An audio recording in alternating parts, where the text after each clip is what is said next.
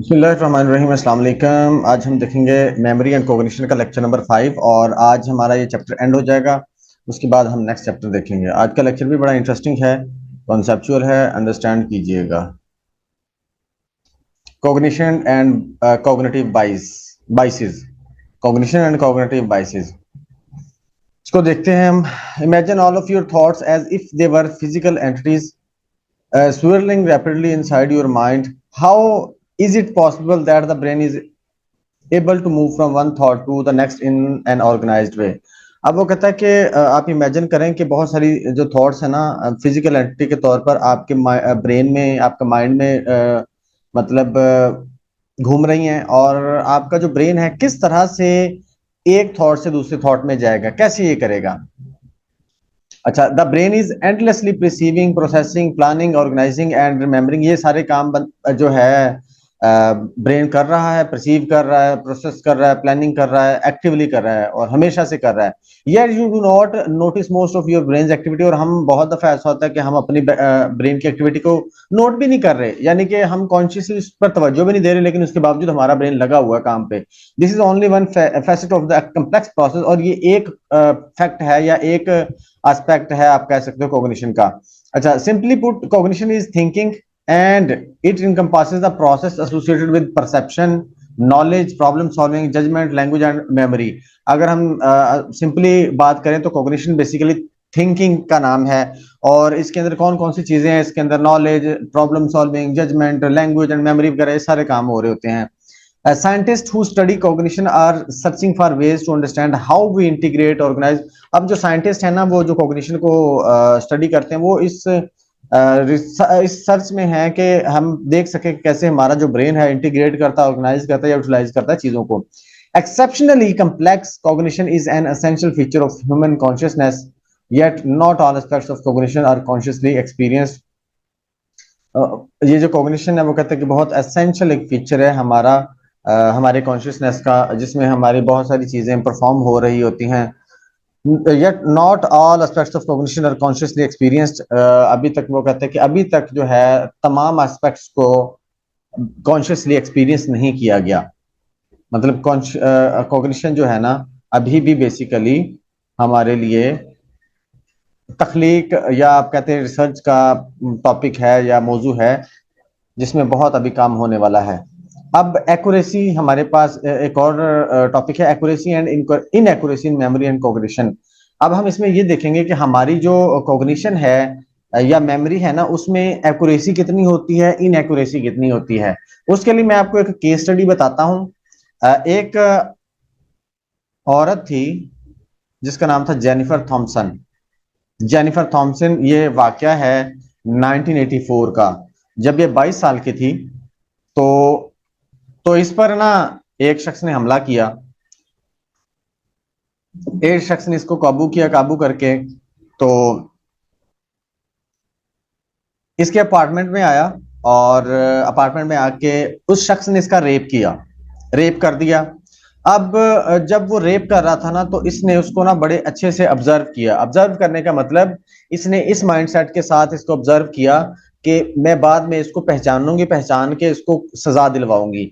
मतलब उसने इसको ऑब्जर्व किया, देखा, उसके मतलब उसको अच्छे से पहचान लिया, उसकी कोई निशानी थी वो भी उसने याद कर ली। अब बाद में ये थाने गई, थाने जाने के बाद इसने कंप्लेन लिखाई और उसका स्केच बनवाया। स्केच बनवाने के बाद पुलिस ने उस स्केच की बेस पे ना उस बंदे को उठा लिया, एक बंदे को उठा लिया। वो बंदा जब इसने सामने आया इसके, तो इसने कहा यही बंदा था। उसको सजा हो गई। सजा होने के बाद काफी अरसा, वो बेगुनाह बंदा था, वो वाला बंदा नहीं था जिसने इसका रेप किया था। 11 साल बाद उसको रिहाई मिली उस बंदे को, इस बेस पे जब इसका डीएनए का टेस्ट हुआ तो डीएनए का टेस्ट उस बंदे के साथ मैच नहीं हुआ जिसको इसने पकड़वाया था। बाद में फिर एक और बंदे को पकड़ा गया, बाद में फिर एक और बंदे को पकड़ा गया।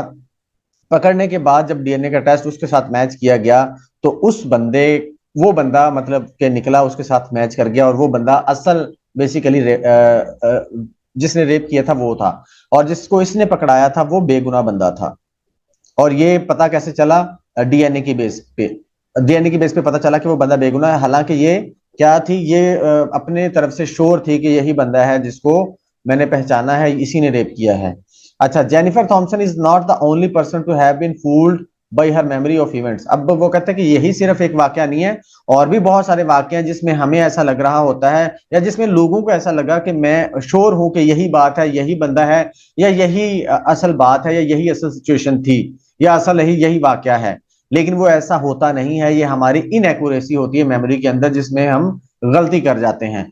वो कहते हैं कि जी पिछले 10 सालों में 400 लोगों को बेगुनाह जो थे उनको सजा हुई, और बाद में पता चला कि वो बेगुनाह है। And in more than 3/4 of these cases, और इनका आप कह सकते हो कि तीसरा हिस्सा, the cause of the innocent people being falsely convicted was erroneous I witness testimony. अब वो कहते हैं इनमें से तीसरा हिस्सा ऐसा था इन लोगों में, 400 लोगों में, कि जो जिनको ना चश्मदीद गवाहों ने फंसवाया था, यानी कि आई विटनेस ने गवाही दी, उस गवाही की बेस पे ये लोग फंसे, लेकिन बाद में साबित हुआ कि ये बेगुनाह थे, ये बेगुनाह थे। यानी कि मेमोरी का इशू था, कि जो लगा था कि यही बात है, यही वाकया या यही शख्स है, वो वाला शख्स नहीं था। हम टॉपिक पढ़ रहे हैं accuracy and inaccuracy in memory. हमारी मेमोरी के अंदर कितनी एक्यूरेसी होती है, कितनी इनएक्यूरेसी होती है। इन तमाम वाकयात से, इन तमाम केस स्टडी से ये साबित होता है कि बहुत दफा ऐसा होता है कि हम बहुत श्योर होते हैं अपनी मेमोरी को लेकर, लेकिन उस वक्त भी हमारी मेमोरी जो हम बता रहे होते हैं वो 100%, इस चीज का चांस है कि वो 100% ठीक ना हो। ये रियल केस स्टडीज हैं जो यहां पर मैंने बताई हैं। यानी कि हम अगर बहुत श्योर भी है ना, तो उसके बावजूद हो सकता है कि हम गलत हों। ये हमारी मेमोरी, मतलब मेमोरी का इशू है ना, कि हो सकता है कि हमें चीजें गुड मूड हो जाएं, या हम किसी और तरह से परसीव कर लें, या बाद में होने वाले जो हमारे एक्सपीरियंस है वो हमारी मेमोरी को हिला दें। तो इस वजह से as we have seen our memories are not perfect, जैसा कि हमने देख लिया कि हमारी मेमोरीज परफेक्ट नहीं है। They fail in part due to our inadequate encoding and storage. हम अपनी जो ये मतलब ये मेमोरी हमारी फेल हो जाती है, क्यों? क्योंकि हम इनकोडिंग जो सही नहीं कर पाते, स्टोरेज सही नहीं कर पाते। And in part due to our inability to accurately retrieve stored information, या फिर हमारी जो मेमोरी है उसको सही से हम रिट्रीव ना कर पाए। memory is also influenced by the setting in which it occurs, by the events that occur to us after we have experienced an event, and by the cognitive processes that we use to help us remember। अब वो कहते हैं कि जो memories है ना, memory जो है also influenced by the setting in which it occurs, ये इन्फ्लुएंस होती हैं जहां पर ये डेवलप हुई हैं, यानी कि जिस सर्कमस्टांसेस में आपने इसको डेवलप किया उससे भी ये इन्फ्लुएंस होगी। By the events that occur to us after we have experienced an event, और उसके बाद जो बाद में होने वाले एक्सपीरियंसेस हैं उससे भी हो रही होती है। And by the cognitive process that we use to help us remember, और उन कॉग्निटिव प्रोसेसेस से भी ये इन्फ्लुएंस हो रही होती है जिनको हम यूज कर रहे होते हैं इसको स्टोर करने के लिए। ठीक है, वो मतलब जिस सिचुएशन में हमने वो मेमोरी बनाई है वो भी इन्फ्लुएंस करेगी हमारी मेमोरी को, बाद में जो हमारे एक्सपीरियंसेस हो रहे हैं वो भी इन्फ्लुएंस करेगी, और हम किस प्रोसेस से उसको स्टोर करते हैं वो भी इन्फ्लुएंस करेगी हमारी मेमोरी को। Although our cognition allows us to attend, rehearse और organise information, cognition may also lead to distortions and errors in our judgement. जो हमारी कॉग्निशन है ना, वो मतलब कॉग्निशन की वजह से आप कह सकते हैं कि हम डिस्टॉर्शन की तरफ, एरर्स की तरफ, यानी कि मिस्टेक हो सकती है हमसे, और हम गलत तरफ जा सकते हैं मेमोरी के पॉइंट ऑफ व्यू से या बिहेवियर के पॉइंट ऑफ व्यू से। अब इस सेक्शन में हम कुछ कॉग्निटिव बाइसेस पढ़ेंगे, जिससे हमें पता चलेगा कि how basically our memory effect negatively. Cognitive bias क्या होता है? Are errors in memory or judgement that are caused by the inappropriate use of cognitive process. हम जब कॉग्निटिव प्रोसेस इनअप्रोप्रिएटली यूज होता है तो उस वक्त उसमें एरर आ जाता है, जिसकी वजह से हम गलत जजमेंट कर बैठते हैं। दैट इज कॉग्निटिव बाइस। The study of cognitive biases is important both because it relates to the important psychological theme of accuracy versus inaccuracy। इसमें मतलब परसेप्शन की जो है एक्यूरेसी और इनएक्यूरेसी, उस हवाले से भी ये इंपॉर्टेंट है। And because being aware of the types of errors that we may make can help us avoid them. और जो एरर, यानी कि जो हम एरर यहाँ पर पढ़ेंगे, उनको अगर हम जान लेते हैं तो वो भी हमें हेल्पफुल होगा कि हम नेक्स्ट टाइम क्या करें, उससे अवॉइड करें और खुद को बचा सकें गलत मेमोरी बनाने से, या मिसलीडिंग से बचा सकें खुद को। अच्छा, अब हमने जो एरर की बात की है, बाइसेस की बात की है, उनमें से सबसे पहली जो है हमारे पास वो है ओवर कॉन्फिडेंस। ओवर कॉन्फिडेंस एक हमारे पास है एरर या बाइसनेस, वो क्या होती है देखते हैं। One of the most remarkable aspects of Jennifer Thompson's mistaken identity of Ronald Cotton was her certainty. वो कहते हैं कि उसकी जो सर्टेनिटी थी ना, यानी कि उसका इतना पुख्ता यकीन था कि यही वाली चीज है। ये भी वो कहते हैं कि एक एस्पेक्ट है जो कि हमारे लिए प्रॉब्लमेटिक होता है या हमारी मेमोरी को डिस्टर्ब करता है। But research reveals a pervasive cognitive biases toward over confidence which is the tendency for people to be too certain about their ability to accurately remember events and to make judgments। कि जब लोग क्या होते हैं, overly confident हो जाते हैं कि मैं जो कह रहा हूं वैसा ही है, मैं जो समझ रहा हूं वैसा ही है, मैंने जो बताया है मैंने उसी तरह से देखा है। This is over confidence. आपने भी शायद कभी, आपसे कभी किसी ने पूछा हो कि यार ये बात कैसे है या आपने कैसे देखा था, तो आप बता देते हैं कि यार ये हुआ था, उसके बाद फिर आप ये भी कह रहे होते हैं कि यार मुझे कंफर्म है कि ऐसा ही था। अब ये हमारा मेंटल प्रोसेस जो है, हमारा ब्रेन जो है, हमारा माइंड जो है, बहुत दफा ऐसा होता है कि ये किसी वजह से थोड़ा सा डिस्टर्ब हो जाए या हो गया हो हमारे एक्सपीरियंसेस की वजह से या हालात की वजह से, तो उस वजह से हम थोड़ा सा शायद मिसगाइड कर दें। अब वो मिसगाइड हमने किया है, वो उसका नहीं हमें पता चल रहा होता है। इसी वजह से हम क्या, चूंकि हमें उसका पता नहीं चल रहा होता कि हम मिसगाइड कर चुके हैं, ठीक है, तो इसलिए हम ओवर कॉन्फिडेंट होते हैं कि यार हम, मैंने जो देखा है मैं वही बताया है और मुझे कंफर्म है कैसा ही है।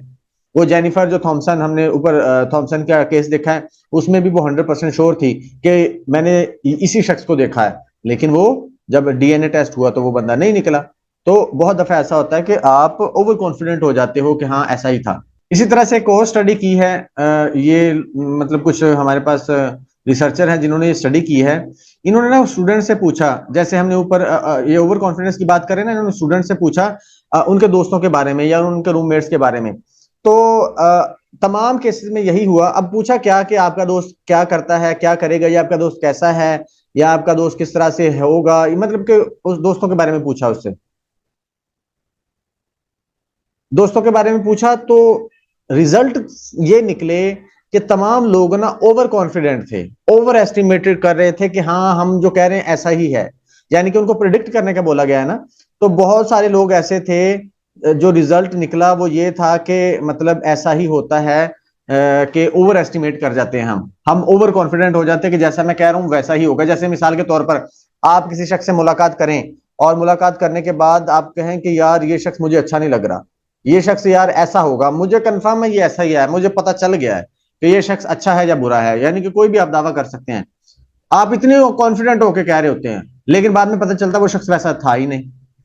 ठीक है, तो मतलब ये आपकी मेमोरी या आपके एक्सपीरियंसेस हो रहे होते हैं, आपको इस तरह से ओवर कॉन्फिडेंट कर रहे होते हैं कि यार ऐसा ही है। अच्छा, उसके बाद आई विटनेस की बात करते हैं। Eyewitnesses to crimes are also frequently overconfident. Eyewitness भी ऐसे ओवर कॉन्फिडेंट होता है, जैसे वो थॉमसन थी ना कि हाँ ऐसा ही हुआ है, मुझे कंफर्म है। ठीक है, तो वो मतलब बहुत दफा मतलब हमारे माइंड के अंदर बहुत सारी चीजें चल सकती हैं या चल रही होती हैं जिसकी वजह से हमारी मेमोरी इधर उधर हो सकती है, हमें नहीं पता चल रहा होता है। इसी तरह से we when we experience a situation with a great deal of emotion we may form a flashbulb memory. हमारी एक फ्लैशबल्ब मेमोरी होती है जो अचानक से आपके साथ कोई हादसा हो जाए या अचानक आपके साथ कोई कंडीशन पेश आ जाए या सिचुएशन पेश आ जाए, तो वो हमारी फ्लैशबल्ब मेमोरी होती है। क्या होती है? Which is a vivid or emotional memory of an unusual event. ऐसा इवेंट जो अनयूजुअल हो, that people believe they remember very well. यानी कि फर्ज करो आपके सामने अचानक से एक्सीडेंट हो गया किसी का, आपके सामने अचानक से कोई आप कह सकते हैं अनयूजुअल वाकया हो गया, आपके सामने अचानक से किसी ने किसी को थप्पड़ मार दिया, किसी फेमस पर्सन को, तो वो फ्लैशबल्ब मेमोरी होगी कि वो अनयूजुअल था। ठीक है, अब वो लोग इसको लेकर बहुत कॉन्फिडेंट होते हैं कि हमें कंफर्म है कि ये चीज ऐसे ही हुई थी। ठीक है, तो इस हवाले से भी एक एक्सपेरिमेंट किया गया कि लोगों से पूछा गया कि वो जो 9/11 का वाकया था ना अमेरिका के अंदर, जो जहाज टकराए थे बिल्डिंग से, तो लोगों से पूछा गया 1 वीक, 6 वीक और 32 वीक के फासले मतलब के डिस्टेंस के साथ, तो उनकी जैसे जैसे टाइम गुजरता गया ना वैसे वैसे उनकी ना मेमोरी जो है इनएक्यूरेट होती गई। यानी कि वो जो हालात पहले दिन किसी ने बताए थे वो डिफरेंट थे, 6 महीने बाद या 6 वीक बाद या 32 हफ्तों के बाद जो बताए तो वो डिफरेंट थे। यानी कि उसमें या तो थोड़ी बहुत कमी आ चुकी थी या कुछ और ऐड हो चुका था।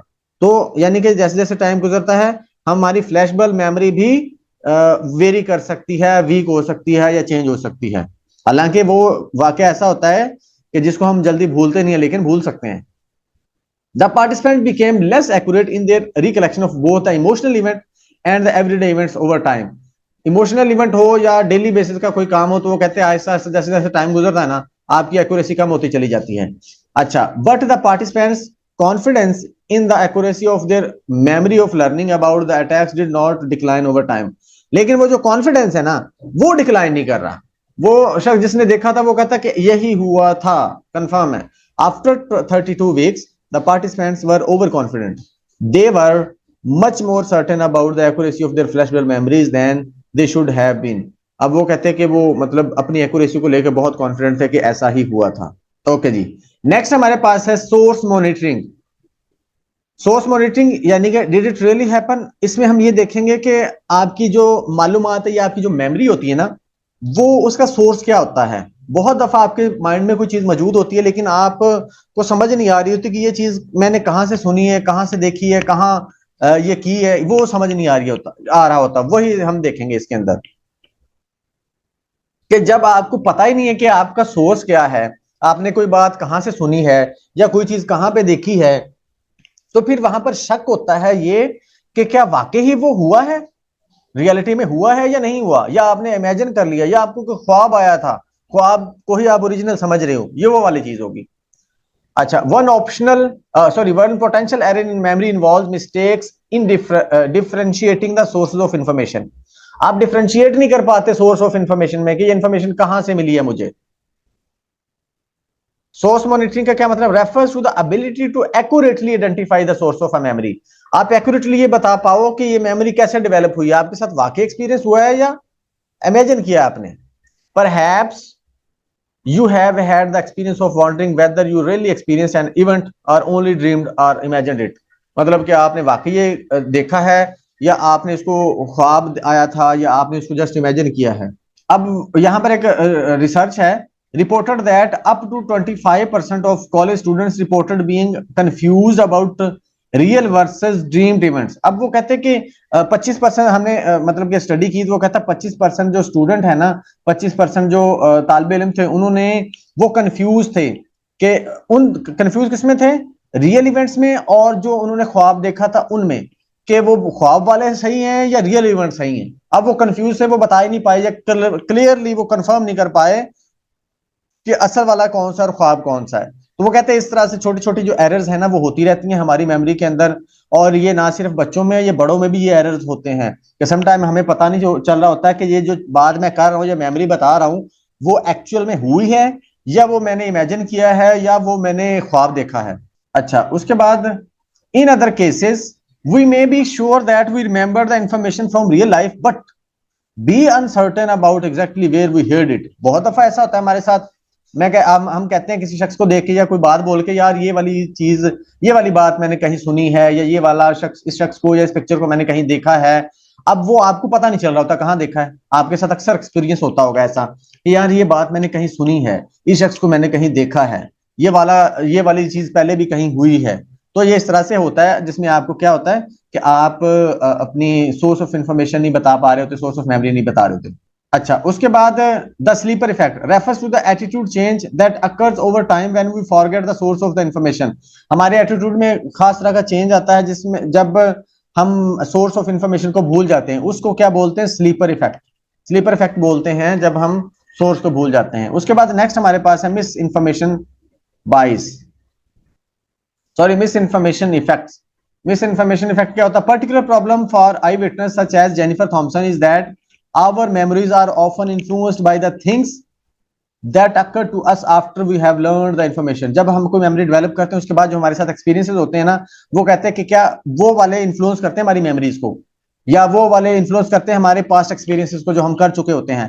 This information can distort our original memories. वो कहते हैं ये जो एक्सपीरियंस होता है ना, ये हमारे ओरिजिनल मेमोरी को क्या कर सकता है? डिस्टॉर्ट कर सकता है, तबाह कर सकता है, खराब कर सकता है।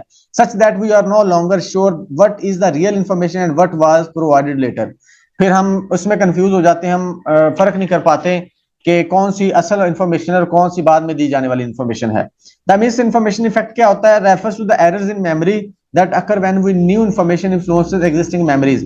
ये वो बेसिकली एरर है जो न्यू इन्फॉर्मेशन की वजह से हमारी पास्ट इन्फॉर्मेशन क्या हो जाती है, इन्फ्लुएंस हो जाती है। पास्ट इन्फॉर्मेशन या पास्ट एक्सपीरियंस जो इन्फ्लुएंस हो जाते हैं, उनमें गड़बड़ हो जाती है, उसको इफेक्ट को क्या बोलते हैं, मिस इन्फॉर्मेशन इफेक्ट बोलते हैं। ये बाद वाले एक्सपीरियंसेस की वजह से होता है। एक एक्सपेरिमेंट किया गया यहाँ पर, in an experiment by Loftus and Palmer, participant viewed a film of traffic accident. Participants को एक्सीडेंट की फिल्म दिखाई गई।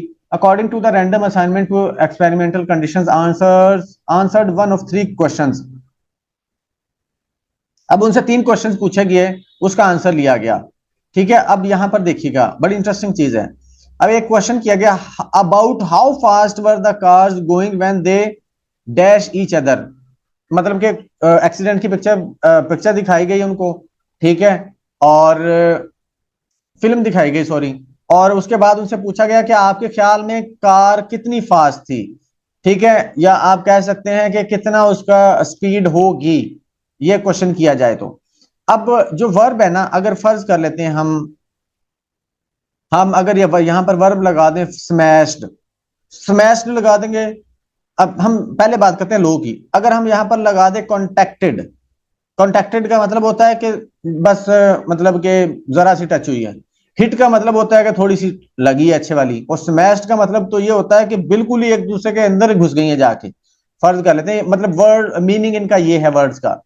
अब वो कहते हैं कि अगर आप यहां पर स्मैश लगा देंगे ना, तो वो फौरन से बोलेगा वो 40 किलोमीटर है, ठीक है। अगर हम यहां पर हिट लगा दें तो 34 किलोमीटर बोल देगा। अगर हम कॉन्टेक्टर लगा दें तो वो 30 किलोमीटर बोल देगा पर आवर, ठीक है। अगर फर्ज करें हम यहां पर लगा दें 30 किलोमीटर यहां पर लगा दें, तो वो बोलेगा कॉन्टेक्टेड, यानी कि जस्ट कॉन्टेक्ट हुआ है। अगर 34 लगा देंगे वो थोड़ा सा बोलेगा हिट हुआ है। अगर 40 लगा देंगे तो स्मैश्ड। अब वो कहते हैं कि ये वर्ड्स जो है ना, ये क्या करेंगे, हमारे उस एक्सपीरियंस को बदल देंगे, हमारी उस मेमोरी को बदल देंगे, ठीक है। कि जो हम मतलब वर्ड के अंदर है ना, मिस इन्फॉर्मेशन है ना। अगर हम फर्ज करें कार हुई थी, कॉन्टैक्ट हुआ था कार का, यानी कि जरा सी लगी, तो हम बोलेंगे स्मैश्ड। स्मैश्ड बोल देंगे तो वो हमारी मेमोरी मतलब उससे भी डिस्टर्ब हो जाएगी। स्मैश का मतलब क्या होता है, जोर से टकराई है। तो ये बेसिकली मिस इन्फॉर्मेशन इफेक्ट इस तरह से होता है। अच्छा, अब यहां पर पढ़ते हैं। As you can see in figure 5.16, although all the participants saw the same accident, their estimates of the car's speed varies by condition। अब वो कहते हैं कि सबने एक ही देखा है, ठीक है। Their estimates of the car speed varied by condition. अब वो कहते हैं कि जो उनका एस्टिमेट होगा वेरी करेगा। Participants who had been asked about the car smashing, जब जिनके बारे में जिनसे स्मैशिंग के बारे में पूछा गया ना, each other estimated the highest average speed, उन्होंने हाईएस्ट एवरेज स्पीड को एस्टिमेट किया। जब उनको बोला गया ना स्मैशिंग, तो उन्होंने हाईएस्ट स्पीड बोला। And those who had been asked the contacted question estimated lowest average speed, जिनसे कॉन्टेक्टेड के बारे में पूछा गया, ठीक है, उन्होंने लोएस्ट स्पीड की बात की। तो ये बेसिकली इस तरह से होता है। अच्छा, in addition to distorting our memories for events that have actually occurred, misinformation में lead us to falsely remember information that never occurred. अब वो कहते हैं कि जो मिस इन्फॉर्मेशन है ना, जैसे हमने वो वर्ड की बात की है, वो कहते हैं कि हमारी मेमोरी को मिसलीड कर देंगे, हमारी मेमोरी को क्या कर देंगे, डिस्टर्ब कर देंगे ओरिजिनल मेमोरी को, और वो चीज हम मतलब वहां पर बिठा लेंगे जो हुई नहीं। Loftus and her colleagues asked parents to provide them with description of events that did। अब वो यहाँ पर एक और रिसर्च हुई, या आप कह सकते हैं कि एक्सपेरिमेंट किया, उन्होंने रिसर्च की कि उन्होंने ना पेरेंट्स से बोला कि आप हमें बच्चों के साथ जो हालात पेश आए या जो वाकयात हुए वो हमें बता दें। और कुछ वाकयात उन्होंने अपनी तरफ से जोड़ के तो उन्होंने बच्चों को बताया कि इन तमाम वाकयात को इमेजिन करें। इमेजिन करने के बाद जब उनसे पूछा गया तो वो फर्क ही नहीं कर पाए कि कौन सा ओरिजिनल है कौन सा इमेजिन किया है, ठीक है। यानी कि वो मिस इन्फॉर्मेशन जब पुट की तो वो फर्क करने में ही नाकाम रहे कि कौन सा ओरिजिनल था कौन सा मतलब कि बनाया गया है। बच्चों मतलब पेरेंट्स से पूछा गया कि उनके साथ कोई हादसा हुआ है तो उसके बारे में बताएं, उनकी अच्छी आदत बुरी आदत के बारे में बताएं, उनकी शरारतों के बारे में बताएं। तो वो तो ओरिजिनल उन्होंने ले ली। बाद में फिर उन्होंने कुछ अपनी तरफ से डिजाइन की। डिजाइन करने के बाद उन दोनों को मिक्स करके उनको क्या किया, इमेजिन करवाया। इमेजिन करवाने के बाद उनसे पूछा गया कि हाँ जी ओरिजिनल कौन सी है, तो वो बता ही नहीं पाए कि यानी कि एक्चुअल मेमोरी कौन सी थी उनकी। The ease with which memories can be created or implemented is particularly problematic when events to be recalled have important consequence। वो कहते हैं कि उस वक्त ये ज्यादा प्रॉब्लमेटिक हो जाता है जब उस मेमोरी के कोई ना कोई कॉन्सिक्वेंसेज होते हैं। सम थेरेपिस्ट आर्ग्यू दैट, जैसे वो है ना हमारे पास जो बचपन के अंदर हम बचपन में हमारे साथ कोई अब्यूज हुआ हो या मिस हैप हुआ हो या मिसबिहेव हुआ हो, उसको हम दबा जाते हैं। तो वो कहते हैं उस वक्त भी वो उस मेमोरी को भी बयान करना थोड़ा सा हमारे लिए मुश्किल होता है, पेनफुल होने की वजह से। Many psychologists now believe that most of these claims of recovered memories are due to implanted rather than real memories। अब वो कहते हैं कि बहुत सारी मेमोरीज जो हम रिकवर कर रहे होते हैं या जो हमें बताई जा रही होती है ना, वो इम्प्लांटेड होती हैं। जैसे वो बच्चों के बारे में उन्होंने बोला था ना, मतलब पेरेंट्स से पूछा था कि हाँ जी आप इनके बारे में बताएं, और फिर उन्होंने कुछ अपने मिक्स करके बताए, वो बेसिकली उन्होंने इम्प्लांट कर दिए थे और बाद में बच्चों ने वही बताना शुरू कर दिया। तो वो कहते हैं कि बहुत सारी मेमोरीज ऐसा होती हैं जो इम्प्लांटेड होती हैं बजाय इसके कि वो ओरिजिनल हो। नेक्स्ट हमारे पास जो है बाइसनेस, जो है बाइसेस हमारी कॉग्निटिव बाइस, डिस्टॉर्शन बेस्ड ऑन एक्सपेक्टेशंस। हमारी एक्सपेक्टेशंस की बेस पे हमारी मेमोरी कैसे डिस्टर्ब हो रही होती है, इफेक्ट हो रही होती है, हमारी मेमोरी कैसे गड़बड़ हो रही होती है हमारी एक्सपेक्टेशन की वजह से। We have seen that schemas help us remember information by organizing material into coherent representation. हमारे माइंड में स्कीमाज होते हैं, मेमोरी में स्कीमाज होते हैं, जो कि आप कह सकते हैं कि डिफरेंट पैकेजेस होते हैं हमारे पास इंफॉर्मेशन के, हर फील्ड की इंफॉर्मेशन, यानी कि जो भी एक्सपीरियंस होता है उसकी पर्टिकुलर इंफॉर्मेशन हमारे पास सेव हो जाती है। That is schema. However although schemas can improve our memories, वो हमारी मेमोरीज को भी इंप्रूव करते हैं, वो हमारे फ्यूचर की या प्रेजेंट एक्सपीरियंसेस के लिए भी हमारी हेल्प कर रहे होते हैं कि हमने कैसे सोसाइटी के अंदर चलना है, कैसे इन्वायरमेंट में हमने आगे बढ़ना है। वो उस इंफॉर्मेशन की बेस पे हम चीजों को प्रोसेस कर रहे होते हैं और अंडरस्टैंड कर रहे होते हैं। They may also lead to cognitive biases, वो कहते हैं इसकी वजह से बाइसनेस भी हो सकती है, कॉग्निटिव बाइसेस भी हो सकती है। Using schemas may lead us to falsely remember things, इसकी वजह से हम फॉल्स रिमेंबर कर सकते हैं चीजों को, that never happened to us and to distort or misremember things that did. यानी कि ऐसी चीजों को रख सकते हैं अपने माइंड में, मेमोरी में जो हुई नहीं है, या फिर डिस्टॉर्ट हो सकती हैं, पहली वाली मेमोरी डिस्टर्ब हो सकती है। अच्छा, for one schemas lead to the confirmation bias. अब ये जो स्कीमाज होते हैं ना, कंफर्मेशन बाइस, बाइसनेस का बाइस बनते हैं कैसे? कंफर्मेशन बाइस होता क्या है? Confirmation bias which is the tendency to verify and confirm our existing memories rather than to challenge and confirm them। Confirmation bias वो बेसिकली ये वो टेंडेंसी है जिसमें हम क्या कर रहे होते हैं, हम अपनी जो मेमोरी होती है, हमारे एक्सपीरियंसेस होते हैं, हमारे नजरियात होते हैं, हमारे अकायद होते हैं ना, उनके साथ जो चीज रिलेट कर रही होती है उसको हम ले रहे होते हैं, ठीक है, और जो उससे रिलेट नहीं कर रही होती, उसके साथ मैच नहीं कर रही होती, हम उसको नहीं ले रहे होते या उसको कंफर्म नहीं कर रहे होते। ठीक है, यानी कि tendency to verify and confirm our existing memories, हम चीजों को देखेंगे ही उस तरह से कि जो हमारे नजरियात के अकॉर्डिंग हो, दैट इज कंफर्मेशन बाइस, कि हम चीजों का वो मतलब लें जो हमारे अकॉर्डिंग हो। कंफर्मेशन बाइस occurs because once we have schemas, they influence how we seek out and interpret new information। The confirmation bias lead us to remember information that fits our schemas। वो इंफॉर्मेशन रखेंगे जो हमारे schema से match करेगी। यानी कि अगर किसी चीज को आप अच्छा समझते हैं तो आप उसको जब भी आप आपके सामने आएगी तो आप उसको अच्छा ही समझोगे। आप ये नहीं करोगे कि यार मैं इसको हमेशा अच्छा ही समझता रहा हूं तो आज मैं इसको बुरा समझ लूं, नहीं, आप कंफर्म कर रहे होगे, आप मैच कर रहे होगे, आपका जो स्कीमा है, आपके पास पहले से जो इन्फॉर्मेशन उससे रिलेटेड मौजूद है। और ये प्रोसेस क्या करता है, वो कहते हैं ये प्रोसेस क्या करता है, the process that makes our stereotypes very difficult to change. ये प्रोसेस, ये कंफर्म करने वाला प्रोसेस हमारे स्टीरियोटाइप्स को चेंज नहीं होने देता। We also ask questions in ways the confirm our schemas. अब आपने कभी इस चीज को एक्सपीरियंस किया होगा अपनी जिंदगी में कि आप अगर किसी से क्वेश्चनिंग कर रहे हैं ना, आप किसी से इंक्वायरी कर रहे हैं या आप किसी से कोई मालूमात ले रहे हैं, तो आप उस तरह का क्वेश्चन पूछोगे जो आपसे, आपके नजरियात या आपकी एक्सपेक्टेशंस से मैच करेगा, या आप उस तरह के क्वेश्चन करोगे जो आपकी एक्सपेक्टेशन से रिलेटेड आंसर आपको चाहिए होगा। जैसे अक्सर तफ्तीश के दौरान होता है ना कि तफ्तीशकार हमेशा उसी अंदाज से क्वेश्चन पूछेगा जिससे उसको अपने मतलब का आंसर मिले।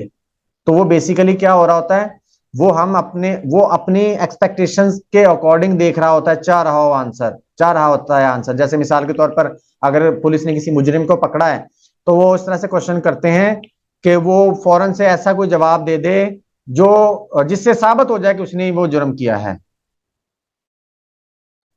उसी ने वो जुर्म किया है। क्यों? क्योंकि वो एक्सपेक्ट कर रहे होते हैं कि यार ये माने और हमारी जान छूटे, और ये माने और केस खत्म हो। तो वो बेसिकली एक्सपेक्टेशंस होती हैं जो हमें गलत गाइड कर रही होती हैं, या जिससे हम गलत अपनी मेमोरी में चीजों को स्टोर कर रहे होते हैं, या जिससे हमारी मेमोरी मुतासर हो रही होती है। If we think that a person, अच्छा ये वाला अपनी पसंद का क्वेश्चन पूछना, ये हम अपने अपने अक्सर घरों में भी कर रहे होते हैं, डेली लाइफ में भी कर रहे होते हैं, कि हम चीजों को उस तरह से बयान करने की कोशिश करते हैं जो हमारे अकॉर्डिंग हो, या उस तरह से हम पूछने की निकलवाने की कोशिश करते हैं जो हमारे अकॉर्डिंग, यानी कि जो हम एक्सपेक्ट कर रहे होते हैं।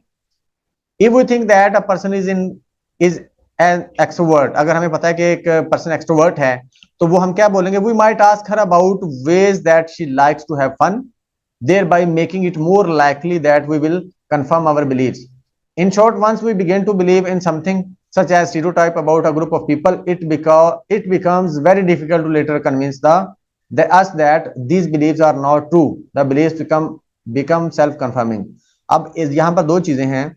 एक तो ये है कि अगर आपके अकॉर्डिंग एक बंदा एक्सट्रोवर्ट है ना, तो आप उससे उसी तरह के क्वेश्चन पूछते हो हमेशा। आप ये नहीं, एक्सट्रोवर्ट है यानी कि वो घूमने फिरने वाला बंदा है, बाहर निकलने वाला बंदा है, तो आप उसी तरह के क्वेश्चन पूछते हो कि हाँ बताओ यार कहाँ कहाँ घूमे हो, बताओ यार आपका दोस्त कौन कौन है, बताओ यार किस किस सिटी में आप गए हो। तो आप ये पूछते हो क्यों? क्योंकि आपने आपके माइंड में एक्सट्रोवर्ट का जो इन्फॉर्मेशन या स्कीमा पड़ा हुआ है ना, आपने उसके अकॉर्डिंग ही चीजों को एक्सपेक्ट करना है, उसके अकॉर्डिंग ही चीजों की उम्मीद लगानी है, उससे उसी के अकॉर्डिंग क्वेश्चन करोगे आप। अच्छा, उसके बाद वो कहता है कि इन शॉर्ट, अगर एक दफा हमारा कोई स्कीमा डेवलप हो गया ना, एक दफा हमारा जो बिलीफ डेवलप हो गया ना, उसको चेंज करना बहुत मुश्किल होता है। उसको चेंज करना मुश्किल होता है हमारे लिए। क्यों? क्योंकि वो एक दफा डेवलप हो चुका होता है हमारे माइंड के अंदर। स्कीमा क्या होता है? स्कीमा, आप कह सकते हैं कि आपके पास वो नॉलेज होता है किसी भी चीज या किसी भी एक्सपीरियंस को लेके, जो आप अपनी मेमोरी में रख लेते हो, और बाद में वो आपको हेल्प कर रहा होता है आपके इन्वायरमेंट के अंदर, डेली लाइफ का कोई भी काम, मतलब काम करने के लिए या सर्वाइव करने के लिए।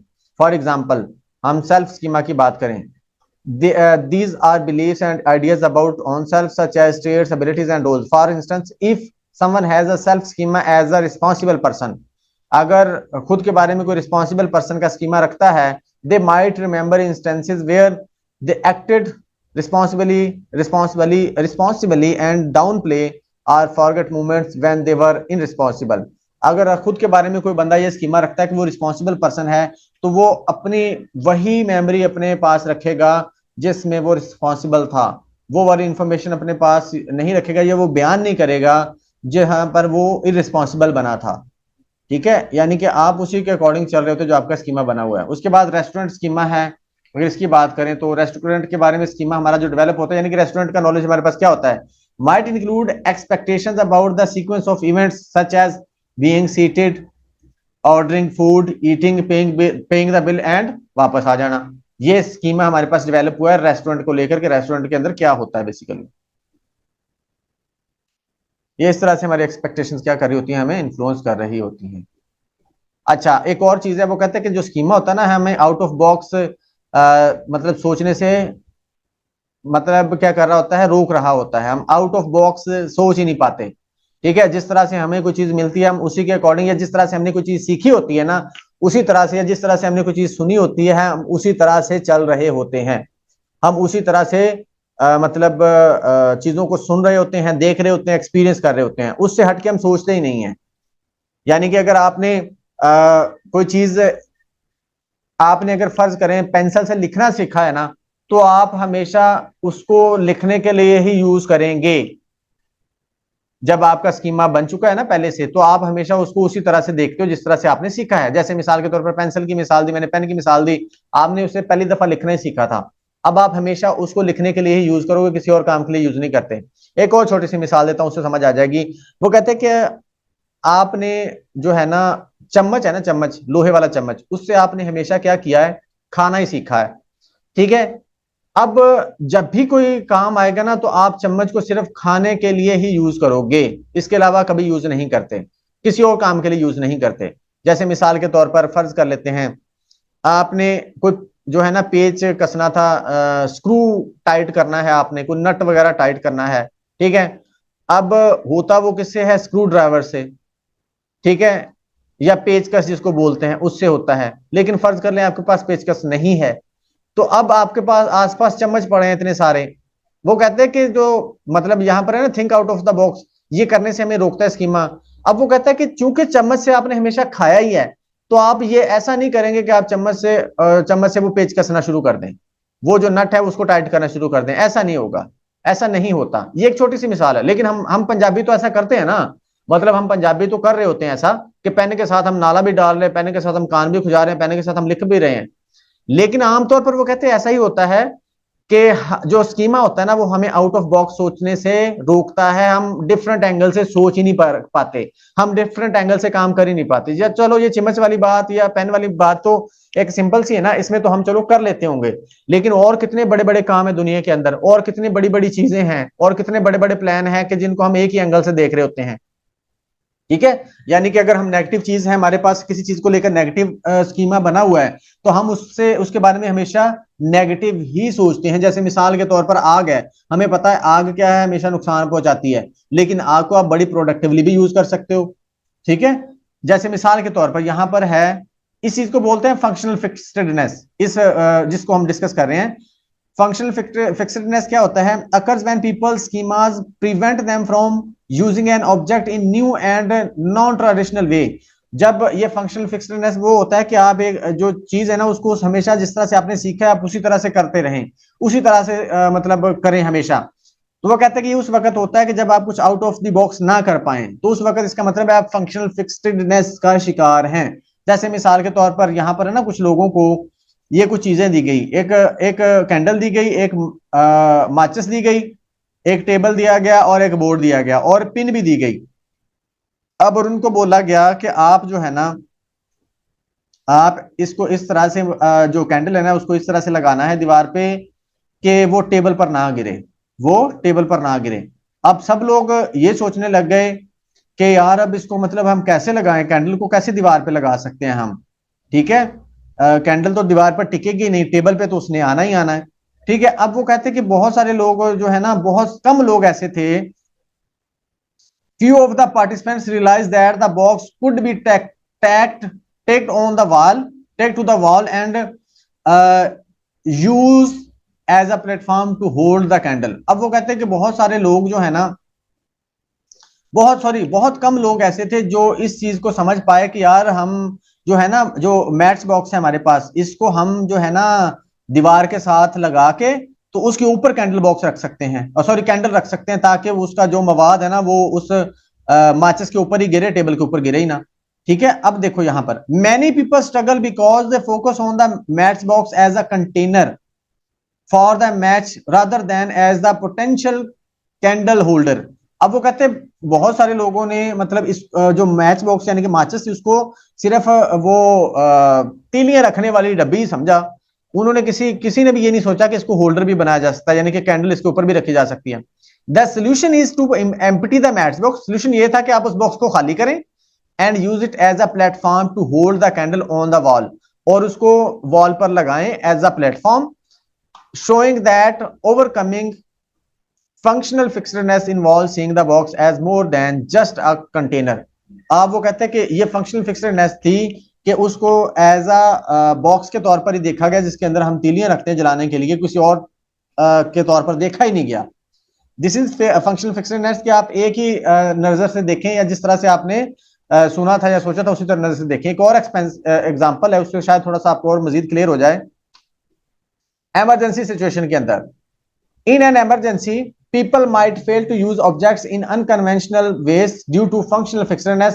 functional fixedness की वजह से आप unconventional way में उसको यूज करना ना चाहें या ना कर पाए या ना आपके माइंड में ना आए वो चीज। For example, during a flood someone might not think to use a wooden door as a flotation device because they see it only as a part of a house, not as something that could save their life। अब वो कहते हैं कि अगर फर्ज करो सैलाब आ जाता है, सैलाब आया तो जाहिर सी बात है वहां पर कश्ती कहां से आएगी सैलाब में। तो वो कहते हैं कि किसी के जहन में भी फर्ज करो ये ना आए कि हम लकड़ी के जो दरवाजे उनको तोड़ के कश्तियां बना लें। ठीक है, क्यों? क्योंकि हमने हमेशा दरवाजे को यही देखा है कि दरवाजा लगा होता है, उसको बंद करने के लिए, रास्ता बंद करने के लिए हम यूज करते हैं दरवाजे के तौर पर, हमने सिर्फ हमेशा यही देखा है। उसको कश्ती के तौर पर हमने कभी नहीं देखा। तो वो कहता है कि अगर आप फंक्शनली फिक्स्ड हुए तो आप दरवाजे को कभी भी कश्ती के तौर पर यूज नहीं करेंगे, लेकिन अगर आप मतलब फिक्स ना हुए इस तरह से तो आप दरवाजे को कश्ती के तौर पर यूज कर लेंगे। ये चीज हमारी तरफ पाई जाती है कि हम दरवाजे को या इस तरह की ऊटपटांग चीजों को हम बहुत सारे कामों के लिए यूज कर लेते हैं। मतलब हम पेन के साथ कान भी खुजा रहे होते हैं, हम चम्मच के साथ नट भी कस रहे होते हैं, पेच भी कस रहे होते हैं, ठीक है। और जो है वैसे इलेक्ट्रिसिटी के साथ मोटर चलती है, हम यहाँ पर बाइक के साथ भी मोटर चला रहे होते हैं, ठीक है। वैसे तो गाड़ी आनी चाहिए, गाड़ी के ऊपर मतलब जो सामान आता है हम उसको बाइक के ऊपर ला रहे होते हैं। यानी कि हम think out of the box सोचते हैं। हम जो लोग हैं पंजाबी, या आप कह सकते हैं पाकिस्तानी, इंडियन जो है ना, या बांग्लादेशी, ये जो आप कह सकते हैं कि अंडर डेवलप्ड कंट्रीज है ना, वो इस तरह की करती हैं चीजें। लेकिन वो कहते हैं अगर आप फिक्स्ड हुए ना तो आपको वो और कोई सोच आएगी नहीं कि यार इससे ये काम भी हो सकता था। उसके बाद है सेलियंस एंड कॉग्निटिव एक्सेसिबिलिटी। सेलियंस क्या होता है?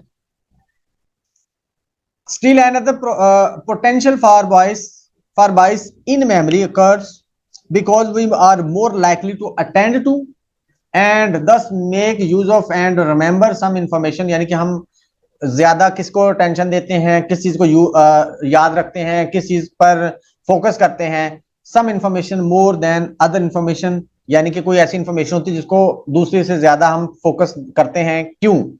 For one we tend to attend to and remember things that are highly salient, यानी कि meaning they are attract our attention. ऐसी चीजें जो सेलियंट होगी, सेलियंट का मतलब जो चीजें वाजे होंगी, जो हमारी अटेंशन को ग्रैब कर लेंगी। जैसे मिसाल के तौर पर मिसाल देता हूं कि अगर आप 100 बंदा किसी जगह मौजूद है और 100 के 100 बंदे ने, जैसे मिसाल के तौर पर खाना काबा हम देखते हैं कि वहां पर हराम बांधे होते हैं, जो लोग होते हैं उन्होंने व्हाइट कलर का, सफेद कलर का हराम बांधा होता है। अगर फर्ज करो वहां पर सफेद व्हाइट कलर के 100 लोग मौजूद हैं, ठीक है, व्हाइट कलर के 100 लोग मौजूद हैं, लेकिन उसके अंदर एक ब्लैक कलर के अंदर भी मौजूद है कोई शख्स या फीमेल, समझ लें ब्लैक अबाया या बुरके के अंदर एक फीमेल भी मौजूद है। अब 100 के अंदर हम 100 को नहीं देखेंगे, हम डायरेक्ट उस चीज को देखेंगे जो सेलियंट है, यानी कि जो वाजे है, जो हमारी अटेंशन को अट्रैक्ट कर लेगी, ठीक है, हम उसकी तरफ देखेंगे, हम उसको ज्यादा नोट करेंगे। तो दिस इज बेसिकली सेलियंस, कि हमारी अटेंशन जो है ना किसी क्लियर चीज की तरफ, वाजे चीज की तरफ जाती है, और बाकी चीजों को हम क्या करते हैं, सही तरीके से अपनी मेमोरी में बिठा ही नहीं पाते। अब आ जाते हैं आगे। Things that are unique, colourful, bright, moving and unexpected are more salient. ऐसी चीजें जो कलरफुल होंगी, यूनिक होंगी, मूविंग होंगी, ब्राइट होंगी, वो ज्यादा सेलियंट होती हैं, यानी कि ऐसी होती है कि जो अट्रैक्ट करती है हमारी टेंशन को। In one relevant study, Loftus and मैसो showed people images of a customer walking up to a bank teller and pulling out either a pistol or a checkbook। अब यहां पर दो चीजें हैं कि मतलब एक स्टडी की गई जिसमें ना एक पिस्टल और चेकबुक है, एक शख्स के पास पिस्टल और चेकबुक है, ठीक है। By tracking eye movements the researcher determined that people were more likely to look at the gun than at the chequebook. अब जो लोग हैं ना वो चेकबुक की बजाय गन की तरफ ज्यादा देख रहे हैं, यानी कि एक शख्स के पास गन भी है और चेकबुक भी है। अब वो कहते हैं कि लोग जो है ना, वो जो अनयूजुअल चीज है या ऐसी चीज जो कि डिफरेंट है आम चीजों से, नॉर्मल चीजों से, नॉर्मल रूटीन से हट के है, वो कहता है कि वो उसको ज्यादा देखी जा रहे हैं, गन को ज्यादा देखी जा रहे हैं। And that this reduce their ability to accurately identify the criminal in a lineup that was given later. अब वो कहते हैं उनकी इस वजह से ना, ये जो सेलियंस था, इस वजह से, यानी कि उन्होंने सिर्फ गन को नोट किया, इस वजह से वो कहते हैं कि उस क्रिमिनल को वो बाद में पहचान ही नहीं पाए जब उनके सामने शनाख्त के लिए लाया गया। अब इस चीज से क्या वाजे होता है कि इस चीज से ये वाजे होता है कि अगर एक पर्टिकुलर चीज हमारी अटेंशन जो है ना वो अट्रैक्ट कर लेगी अपनी तरफ, तो हम बाकी चीजों को सही से नोट ही नहीं करते, हम मेमोरी में बिठाते ही नहीं है उसको। The salience of gun drew people's attention away from the face of the criminal. इस सेलियंस की वजह से ना, गन की वजह से वो उसके फेस को देख ही नहीं पाए या नोट ही नहीं कर पाए या अपनी मेमोरी में बिठा ही नहीं पाए। इसी तरह से वो कहते हैं जो सेलियंस है ना, ये हमारी सोशल लाइफ के अंदर भी हमें जो इन्फ्लुएंस कर रहा होता है। जैसे मिसाल के तौर पर यहाँ पर एक जो रिसर्च दी गई है, एक्सपेरिमेंट दिया गया है कि एक शख्स ने ना नोट किया, सॉरी, एक शख्स ने ना गाड़ी लेनी है, ठीक है। अब उसने गाड़ी लेनी है तो उसने क्या किया, उसने इंटरनेट पे गया और उसने जाके रिव्यू चेक किए, रिव्यू बड़े अच्छे थे पर्टिकुलर गाड़ी के बारे में, तो उसने जाके मतलब फैसला कर लिया कि मैं ये गाड़ी लूंगा। जैसे हम दराज पे अगर हमने कोई चीज लेनी हो ना, अमेजोन पे खास तौर पर अगर हम दराज पे पाकिस्तानी है तो दराज पे जाके किसी भी प्रोडक्ट उसके जाके नीचे रिव्यू देख रहे होते हैं कि कस्टमर्स ने रिव्यू क्या दिए हैं, उन रिव्यू के बेस पे फिर हम अपना डिसीजन ले रहे होते हैं, और वो रिव्यूज बहुत मैटर करते हैं हमारे डिसीजन में। तो इसी तरह से ये हुआ कि इसने क्या किया, इस शख्स ने वो रिव्यू देखे तो इसका रिव्यूज थे उस गाड़ी के बारे में वो बड़े अच्छे थे, तो उसने फैसला कर लिया कि चलो ठीक है मैं लूंगा। उसी रात वो कहते हैं कि एक और पार्टी पे जाता है, पार्टी पे जाता है, वहां पर वो अपनी दोस्त से मिलता है, वो दोस्त उसको उसको बताता है कि मैंने ये गाड़ी लेने का सोचा है। अब अच्छा, अब वो लेने का सोचा है तो वो आगे से दोस्त क्या कहती है, लड़की है, दोस्त क्या कहती है कि तुम्हारा दिमाग खराब है, ये कार ना लेना, ये कार बिल्कुल ना लेना, ये कार लोगे, ये कार है ना एक मेरे दोस्त के पास भी है, उसने कार ली थी, ठीक है, उसका एक्सपीरियंस इस कार के साथ अच्छा नहीं है।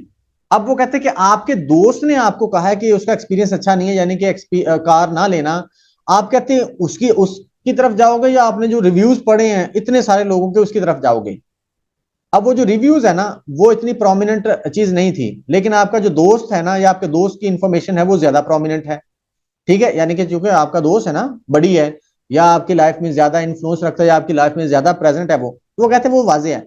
तो हम क्या करते हैं, वो कहता है कि हम फिर क्या करते हैं, उस वो जो हमारे पास इतने सारे रिव्यू देख के हमने फैसला लिया होता है ना, वो मांद पड़ जाता है, ठीक है, वो कहते हैं कि पीछे चला जाता है, हम वो अपने दोस्त के जो है ना इंफॉर्मेशन को, क्लेम को ज्यादा मुअस्सर मानते हैं, हम अपना डिसीजन बदल देते हैं। तो ये बेसिकली एक्सपीरियंस, ये रिसर्च शो कर सॉरी बताने का मकसद ये था कि हम प्रोमिनेंट चीज को ज्यादा जल्दी नोट करते हैं और उसके अकॉर्डिंग चलते हैं, अगर चाहे वो इंपॉर्टेंट ना भी हो। एक चीज इंपॉर्टेंट नहीं है लेकिन वो प्रोमिनेंट है, हम उसकी तरफ जाएंगे। एक चीज प्रोमिनेंट नहीं है लेकिन इंपॉर्टेंट है, बहुत ज्यादा इंपॉर्टेंट है, लेकिन उसकी तरफ हम नहीं जाते। ये कुलिया जो है ना हर जगह पे अप्लाई होता है, मेमोरी में भी, मार्केटिंग में भी, आपकी डेली लाइफ में भी, आपकी रोजमर्रा जिंदगी में भी, और आपकी सोशल लाइफ में भी, आपकी प्रैक्टिकल लाइफ में भी। ये कुलिया हर जगह पे अप्लाई होगा कि हम, हमारी साइकोलॉजी है या नफ्सियात है कि हम प्रोमिनेंट चीज की तरफ ज्यादा अट्रैक्ट होते हैं, चाहे वो इंपॉर्टेंट ना भी हो। जैसे मिसाल के तौर पर कोई बेहुदा सी चीज या कोई ऐसे मतलब अगर फर्ज कर लें कोई शख्स ऐसा आम सा शख्स है, अगर फर्ज करें वो अक्सर ऐसा होता है क्रिकेट स्टेडियम्स के अंदर या कोई भी स्टेडियम के अंदर, लोग खुद को प्रोमिनेंट करने के लिए ना अजीब सी हरकत कर रहे होते हैं, वो चेहरे पे कुछ लिख लेंगे या अजीब सा कोई बैनर बना लेंगे, ठीक है, अब वो चीज इंपॉर्टेंट तो नहीं थी लेकिन वो प्रोमिनेंट हो गई, ठीक है, क्योंकि वो अजीब थी, अनयूजुअल थी, आम चीजों से हट के थी, नॉर्मल चीजों से हट के थी। आप देखेंगे इस तरह से बहुत से लोग अटेंशन ग्रैब करते हैं, और बहुत सारे आपको ऐसे केसेस भी मिल जाएंगे दुनिया के अंदर कि अटेंशन को ग्रैब करने के लिए उन्होंने मुख्तलिफ तरह के अजीब से जराइम किए, मतलब ताकि उनको अटेंशन मिल सके। जैसे मिसाल के तौर पर अब लाहौर के अंदर कोई गधे के ऊपर बैठ के आ जाए सवारी करने के लिए, तो वो प्रोमिनेंट हो जाएगी, इंपॉर्टेंट नहीं है लेकिन वो प्रोमिनेंट है, सब लोग उसको नोट करेंगे। जैसे एक और चीज है, क्योंकि आजकल गर्मी है, गर्मी खूब जोरों की गर्मी है, आप रोड के ऊपर बैठ जाओ आग जला के, ऊपर इतना बड़ा सारा कंबल ले लो और रोड पे आग जला के बैठ जाओ, आप प्रोमिनेंट हो जाओगे, लोग आपको ज्यादा देखेंगे, आपकी तरफ हर हर कोई आपकी तरफ देख के जाएगा। चलेंगे आगे बढ़ते हैं, ह्यूरिस्टिक प्रोसेसिंग। हाँ ठीक है, थोड़ा ही रह गया है, 5-7 मिनट में इसको खत्म करते हैं हम। अच्छा जी, heuristic processing, availability and representativeness, representativeness. Another way that our information processing may be biased occurs when we use heuristics. Heuristic क्या होता है? Which are information processing strategies that are useful in many cases but may lead to errors when misapplied. Heuristic भी basically हमारा information process करने का एक तरीका होता है, ये mental ability होती है जिसमें आप information को different तरीकों से क्या कर रहे थे, process करके किसी नतीजे पर पहुंच रहे होते हैं। That is heuristic। क्या होती है? ये दो तरह की होती है, एक तो रिप्रेजेंटेटिवनेस होती है, दो तरह की ह्यूरिस्टिक्स होती हैं, रिप्रेजेंटेटिवनेस और दूसरी अवेलेबिलिटी ह्यूरिस्टिक। अब ये बेसिकली क्या क्या होती है, इससे आपको अंदाजा हो जाएगा एग्जांपल के साथ। In many cases we base our judgement on information that seems to represent or match or what we expect will happen while ignoring other potentially more relevant statistical information, and when we do so we are using the representative heuristic। ऐसी information जो आप expect कर रहे हो कि ऐसा ही हुआ होगा, उसकी तरफ कहते हैं कि आपकी ज्यादा अटेंशन जाती है और उसको आप प्रायोरिटी देते हो, ठीक है, और जो चीज उस आपकी उस स्कीमा को या उस इंफॉर्मेशन को रिप्रेजेंट ना कर रही हो, ठीक है, जो स्कीमा आपका बना हुआ है या जो आपका एक्सपीरियंस है पहले से, ठीक है, उसको अगर वो कोई चीज रिप्रेजेंट नहीं करी तो आप उसको प्रेफर नहीं करते, उसको प्रायोरिटी नहीं देते। That is representative heuristic. जैसे मिसाल के तौर पर यहां पे दिया गया है लिस्ट ए, ये हमारे पास है जनाब लिस्ट ए, ये हमारे पास है जनाब लिस्ट बी, ये हमारे पास लिस्ट बी है, और जनाब ये हमारे पास लिस्ट ए है। अच्छा, अब यहां पर ये देखिएगा जरा कि अब वो कहते हैं कि आप एक हॉस्पिटल में जाते हो, ठीक है, हॉस्पिटल में जाके आप क्या देखते हो कि आपके पास दो लिस्टें हैं। वहां पर मतलब कि बच्चे पैदा हुए हॉस्पिटल के अंदर, ठीक है, बच्चों की डिलीवरी हुई है सुबह से लेकर शाम तक। एक लिस्ट आपके पास ये है कि 6:30 बजे एक लड़की पैदा हुई है, फिर 8:15 पे एक लड़की पैदा हुई है, 9:42 पे एक लड़की पैदा हुई है, फिर 1:13 पे एक लड़की पैदा हुई है। उसके बाद लगातार 4 लड़के पैदा हुए हैं हॉस्पिटल के अंदर। और दूसरी लिस्ट आती है आपके सामने, वो कहते हैं जी पहले लड़का पैदा हुआ, फिर लड़की, फिर लड़का, फिर लड़की, फिर लड़की, फिर लड़का, फिर लड़की, फिर लड़का। यानी कि ये रैंडम लिस्ट है कि एक तरतीब से नहीं है, रैंडमली है कि एक लड़का पैदा हुआ, एक लड़की पैदा हुई है। अब वो कहते हैं इन दोनों में से आप कौन सी लिस्ट को प्रेफर करोगे? आप बताओ कौन सी लिस्ट को प्रेफर करोगे? आपके ख्याल में कौन सी लिस्ट सही हो सकती है, लिस्ट ए या लिस्ट बी? बताएं। यानी कि पॉसिबिलिटी किस लिस्ट की है, लिस्ट ए वाली की या लिस्ट बी की, कि मतलब ऐसे हुआ होगा हॉस्पिटल के अंदर, जो बच्चा पैदा हुए हैं वो किस लिस्ट के अकॉर्डिंग हो सकते हैं? List B. एग्जैक्टली आपने वही आंसर किया है जो यहां पर मतलब यहां भी लिखा हुआ है कि ज्यादातर लोगों ने, या हम अकॉर्डिंग टू आवर साइकोलॉजी हम लिस्ट बी ही सिलेक्ट करेंगे। क्यों?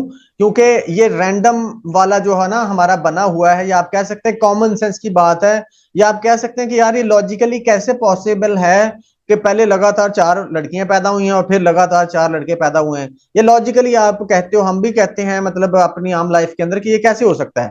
चलो एक लड़का फिर एक लड़की, या फिर एक लड़का फिर उसके बाद 2 लड़कियां पैदा हो गई होंगी मान लेते हैं, फिर उसके बाद 2 लड़के पैदा हो गए, लेकिन ये कैसे है कि पहले इकट्ठी 4 लड़कियां फिर 4 लड़के?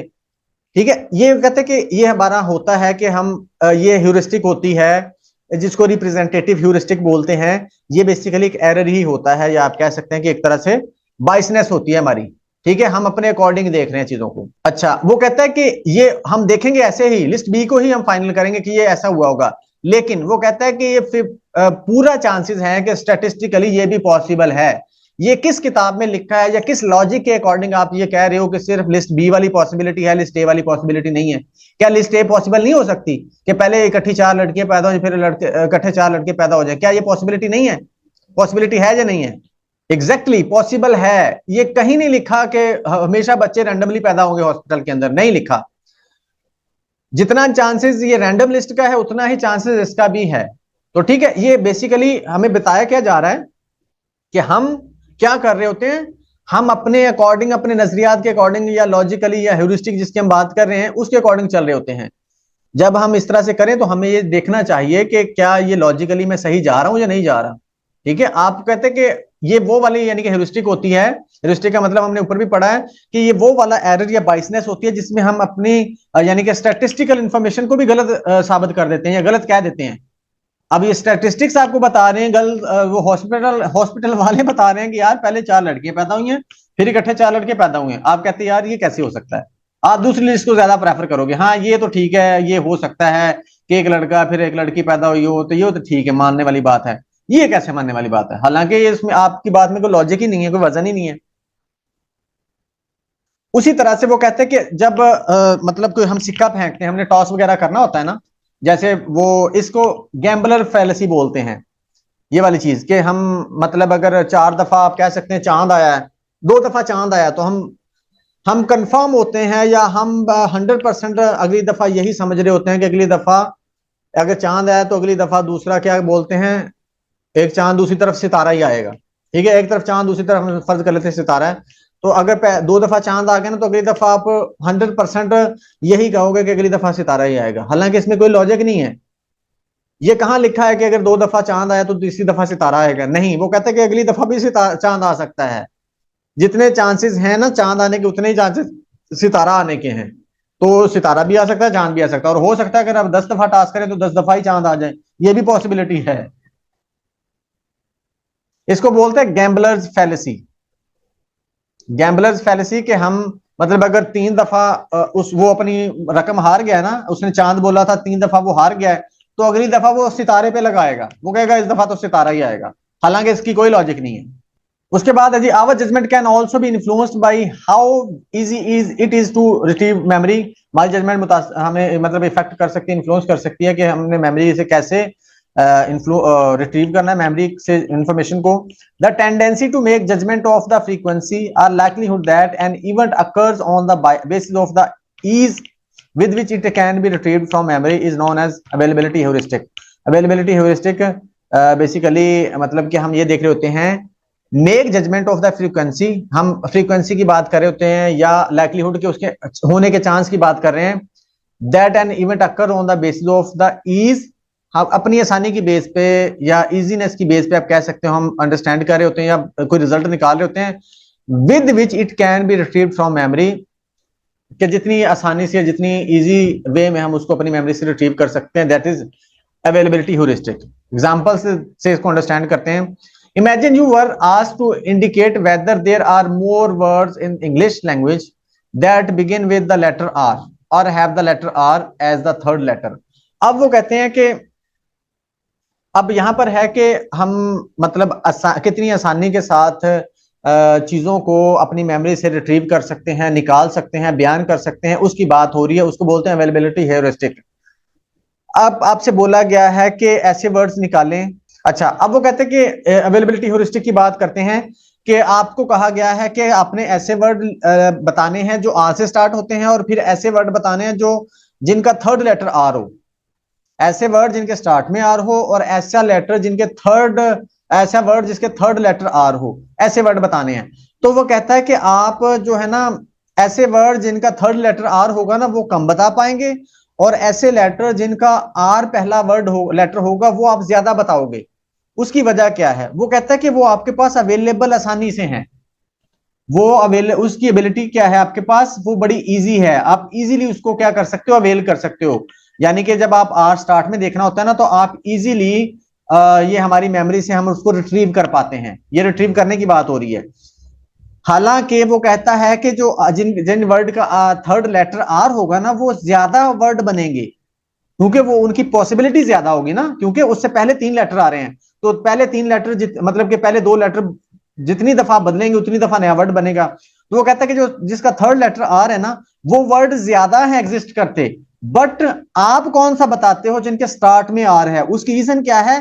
क्योंकि वो रिट्रीव करना आसान है हमारे लिए, वो रिट्रीव करना हमारे लिए आसान है, क्योंकि हमने स्टार्ट वाला देखना है, स्टार्ट वाला जल्दी मैच हो जाएगा हमारी मेमोरी से और जल्दी हम उसको रिट्रीव कर लेंगे।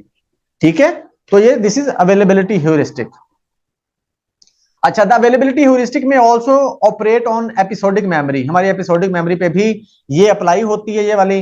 We may think that our friends are nice people because we see and remember them primarily when they are around us being nice.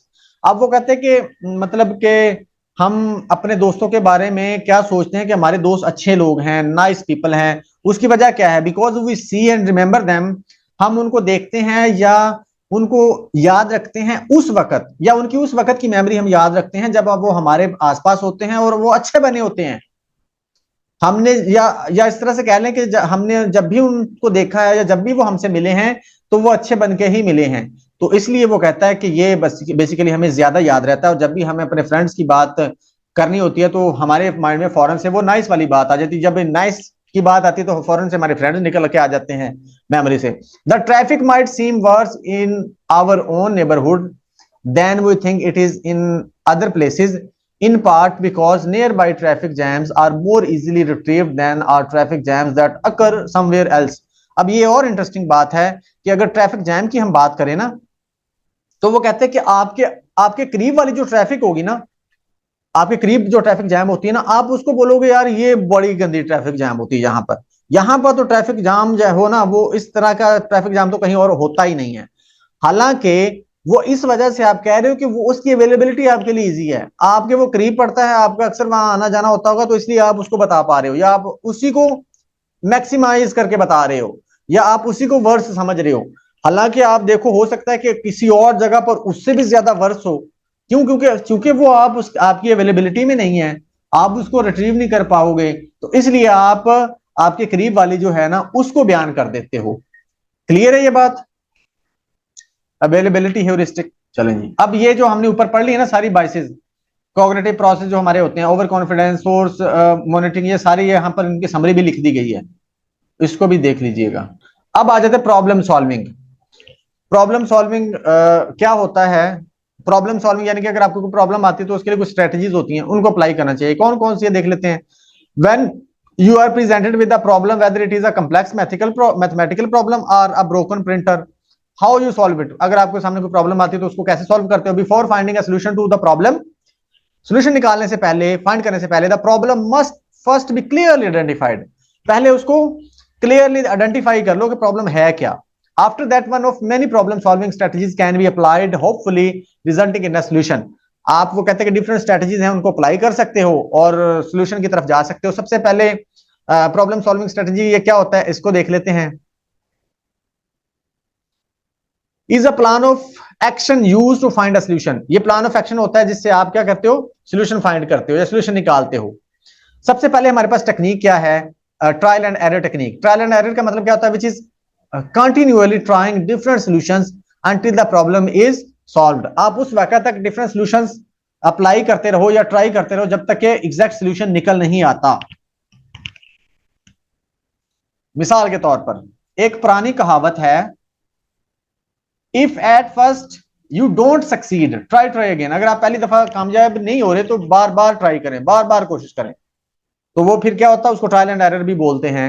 Bar bar try करेंगे तो आप क्या करते हो, फाइनली एक किसी नुक्ते पर पहुंच जाते हैं। जैसे मिसाल के तौर पर यहाँ पर एक एग्जांपल है हमारे पास, बड़ी इंटरेस्टिंग एग्जांपल है। In terms of your broken printer, printer की बात कर लेते हैं। You could try checking the ink levels. आप मतलब के इंक लेवल चेक करते हो, यानी कि आपका प्रिंटर फर्ज करे काम नहीं करता, सबसे पहले आप क्या करते हो, इंक लेवल चेक करते हो कि उसमें इंक है भी कि नहीं। And if that does not work, अगर उससे भी काम ना बने, आपका प्रिंटर काम ना करना शुरू करे, you could check to make sure that proper paper tray is not jammed. आप फिर देखेंगे कि जो पेपर ट्रे है वो तो जाम नहीं हो गया। उसके बाद or maybe the printer is not actually connected to your laptop, या फिर कहीं ऐसा तो नहीं कि लैपटॉप या आपके आपका प्रिंटर जो है लैपटॉप के साथ अटैच ही ना हो। तो वो कहते हैं कि आप ऐसे मुख्तलिफ सोल्यूशन जो है ना अप्लाई करते रहेंगे ना, डिफरेंट ऑप्शंस जो है ना वो अप्लाई करते रहेंगे ना, तो फाइनली आप एक सोल्यूशन पर पहुंच जाएंगे, आप अपना मंजिल पर पहुंच जाएंगे और सही काम कर जाएंगे आप। This is trial and error technique. उसके बाद एल्गोरिदम है हमारे पास। एल्गोरिदम क्या होता है? Problem solving formula such as mathematical equation that provides you the step by step instructions used to achieve a desired outcome. अगर आपने कोई सोल्यूशन निकालना है या आपने कोई काम करना है तो उसका आपके पास अगर एक प्रॉपर प्लान है तो उस प्लान में आपको हर चीज बताई गई होती है। जैसे मिसाल के तौर पर मैथ के अंदर कोई इक्वेशन होती है ना, तो उसमें हर चीज स्टेप बाय स्टेप बताई होती है कि ये पहले ये करना है, फिर ये करना है, फिर ये करना है, फिर ये करना। वो कहते हैं कि परफेक्ट प्लान होता है सोल्यूशन पर पहुंचने के लिए। तो आप एल्गोरिदम बनाएं, एल्गोरिदम तलाश करें और उसके अकॉर्डिंग चलें। यानी कि एक फ्रेमवर्क होता है जिसकी मदद से आप क्या कर रहे होते हैं, आप एक फाइनल सोल्यूशन पर पहुंच रहे होते हैं और काम परफॉर्म कर रहे होते हैं, फाइनल जो भी आपका करना है। जैसे गूगल एल्गोरिदम है, फेसबुक एल्गोरिदम है।